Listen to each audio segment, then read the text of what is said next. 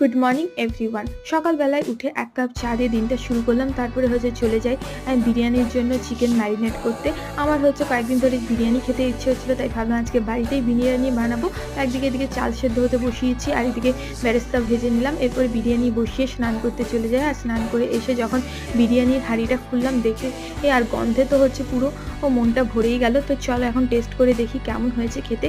খেতেও কিন্তু দারুণ হয়েছিল। এরপরে আমার বিরিয়ানি খাওয়ার পরে পান খেতে ইচ্ছে হচ্ছিল। পান তো ছিল না আমার কাছে, তাই পাস ছিল, তো পাস দিয়েই কাজ চালালাম। এরপরে বসেছিলাম একটা লাভার বলে তামিল মুভি দেখতে। আর সেটা দেখতে দেখতে আবার আমার কিছু খেতে ইচ্ছে হলো, তো গিয়ে ঠান্ডা ঠান্ডা আম কেটে নিয়ে আসি। আর এই আমের মজা নিতে নিতে এই মুভিটা কমপ্লিট করি। আর মুভির শেষে না এই কোটেশনটা আমার তো দারুণ লেগেছে। এরপরে যাই একটু বাজারে মায়ের জন্য কেক আনতে, যেহেতু আজকে মাদার্স ডে, তো মায়ের জন্য আমি এনেছিলাম চিজ কেক। এটা ছিল বিস্কট ফ্লেভারের। দেখো মায়ের রিয়েকশনটা দেখো। আর এইভাবেই কাটলো আজকের দিনটা।